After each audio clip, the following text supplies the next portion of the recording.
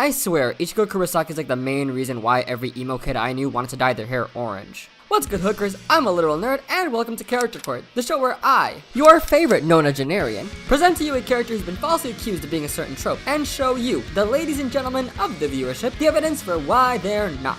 The defendant today is Ichigo Kurosaki, the substitute Shinigami of Karakura Town. Mr. Kurosaki, or as I should say, has been accused of being a goalless protagonist. Not a trope necessarily, however, it is an accusation that I will not only prove false today, but also showcase how the story of Bleach is built around said goal. As per usual, I will only be using the canon material, so no movies, games, or filler arcs. I'll only make an exception for the 1000-Year Blood War anime, as it's meant to rewrite and fix certain parts of the manga version. Got it? Good. Now, what's an Ichigo? They must have amnesia. They forgot that I'm him. Before we get started, I asked a few friends of mine for some advice on making a Bleach video, and they gave me this paper, so, let me have a look-see here, and, okay. Yeah, Oh, okay. Simple enough. Something, fuck Super Eye Patch Wolf, and his Bleach video, right? That's how these Bleach videos work. Jokes aside, this Dawson's Creek casting looking ass bitch is Ichigo Kurosaki, the main protagonist of the manga series Bleach, written by Tite Kubo, and serves as the substitute Shinigami of Karakura Town, Japan. Shinigami, also known as Soul Reapers in the English dub, are a group of spirits belonging to an organization called the Gote 13. Their jobs are to guide souls to an afterlife known as the Soul Society, and to purify hollows, a type of demonic spirit that serves as the main antagonist for the first arc of the story. Ichigo's powers were given to him by a Shinigami named Rukia Kuchiki as a last-ditch effort to protect his family from a hollow attack. This is just a bare-bones synopsis of the series itself, cause I don't want to spoil too much. It's one of my favorites, so I highly recommend you pick it up. Now, on to the next chapter. I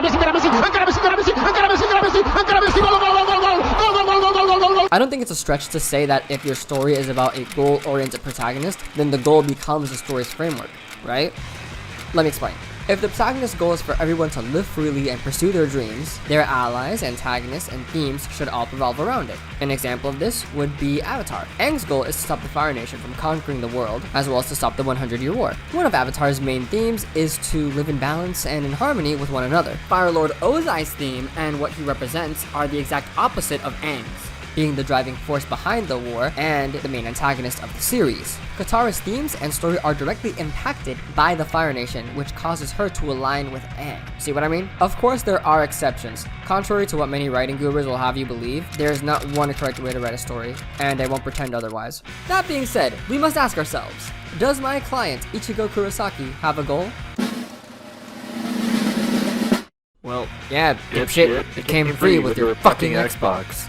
In Chapter 25, Episode 9 of the anime, Ichigo states his goal loud and clear: I want to become strong, so I can protect people from the hollows. This is Ichigo's purpose, his motivation for every arc, his raison d'être. Hell, it's in his name, one who protects. The catalyst for it being his failure to protect his mother from a hollow attack, and then later failing to kill said hollow responsible for it. That being said, does my client's goal influence the story of Bleach? I don't need friends, they disappoint me. We've already established the goals, so let's talk about the themes. The story of Bleach has themes surrounding the importance of family and bonds. In terms of family, Ichigo has talked about how important it is for older brothers to protect their younger sisters, namely in his fights against Acid Wire and Byakuya. In terms of bonds, that's the whole crux of his motivation for each arc. After all, there is no one to protect if you have no bonds. It's the reason behind him getting his Shinigami powers from Rukia. It's the reason why he decided to sacrifice said powers to defeat Aizen. It's the reason why he got his powers back, and it's the reason behind every single arc in Bleach. Each arc has him either save a friend, protect his loved ones, or try to gain power to protect his loved ones. The first arc has him learn what it means to protect, and it helps him realize what his goal really is, as well as establish his supporting cast. The Soul Society arc has him rescue Rukia from being executed for the crime of giving him his powers. This also has him fight his antithesis, but that's for a little later. The Arrancar and Hueco Mundo arcs have Mr. Kurosaki come to terms with and rely on his new monstrous hollow powers in order to fight this new threat called the Arrancar. something his love interest, Orihime, a key character in this arc, isn't too keen on. She's also captured at the beginning of this saga, which acts as a sort of catalyst for getting Ichigo to partake in the main antagonist's war against the Gotei 13, which ends up culminating in the fake Karakura Town arc. As stated earlier, this has my client sacrifice his powers not only to protect his friends, but also his hometown and his enemies turned allies. The Tale of the Lost Agent arc is where Ichigo struggles to cope with the fact that he can't protect his friends or family, and as such has him try to gain his powers back. This arc is centered around Ichigo being helpless and realizing that he can't go back to having a normal life because of his goal to protect people. Lastly, the final arc centers around Ichigo protecting the three worlds from Yhwach,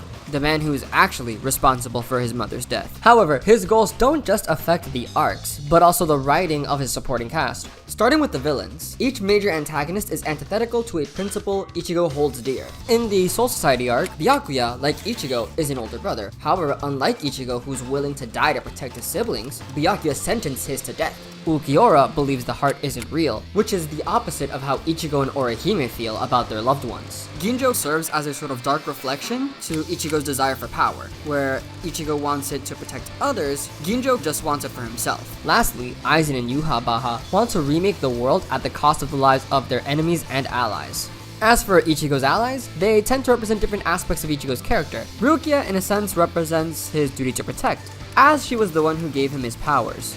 Twice. And always shows up whenever Ichigo is called to action. Well, most of the time. Uria represents Ichigo's desire for revenge, as his entire clan was wiped out by the Shinigami. Well, for the most part. Who are you people? This also parallels Ichigo's desire for revenge on the hollow that killed his mother. My compadre Chad represents Ichigo's value in loyalty and friendship. Outside of his father Ishin, Chad was the only one who looked for a way to help Ichigo regain his powers after he lost them. Both have also always been there for each other. Last but not least is Orihime Inoue. And how fucking dare anyone out there make fun of Orihime after all she's been through? Both her and Ichigo have shown a desire to protect, but in different ways. While Ichigo's desires to protect manifested in offensive powers and the form of a sword, Orihime's powers manifested in shields that can reject and heal. They both perfectly complement each other. If none of that managed to convince you, then you can't get any clearer than blurting it out. Just because he doesn't say, "I want to protect my friends, Bankai!" at the end of every episode, doesn't mean that he lacks a goal. But if that's the case, why is it that people feel like he doesn't have a goal? And why would it matter? It's fucking gay! Normally I'd end things here with a verdict, but this is a big part of why people don't like Ichigo, which, side note, if you're gonna dislike a character, at least get your reasons right. And it's also why he's constantly compared to his contemporaries, namely, Luffy and Naruto. That being said, this whole notion of every shonen protagonist needing to have a goal is stupid.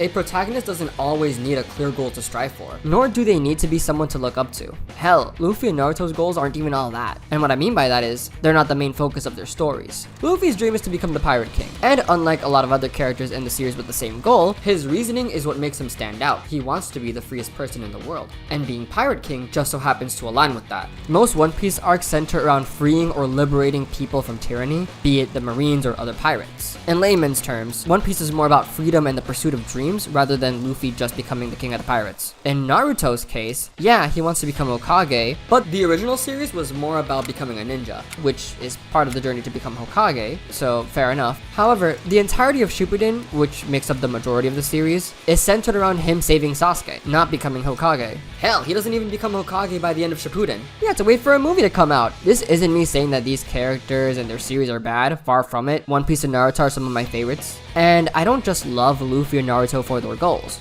I love them for their compassion, their empathy, their strength, their ability to inspire. What I am saying though, is that just because an MC doesn't want to be the very best like no one ever was, doesn't make him a bad protagonist, or that he's goalless. A goal can change from story arc to story arc, and that's totally fine. A goal can stay the same throughout the entire series, and that's also fine. Like I said earlier, there is no one way to write a good story, and you should stop pretending otherwise.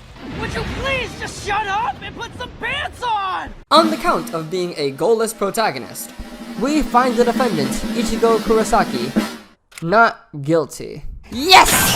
Finally! Oh my god! Man, fuck this shit. That quacksire looking at judge kept postponing the court date. Whew. Hey Ichigo, don't forget to pay me for that.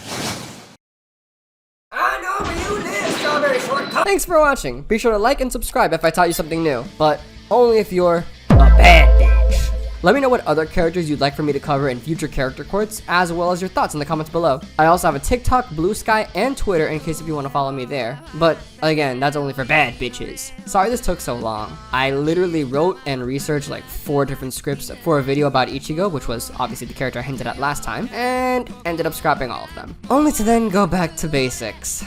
Damn. I pinky promise that you won't have to wait 6 months for the next video. There's one more thing I want to talk about.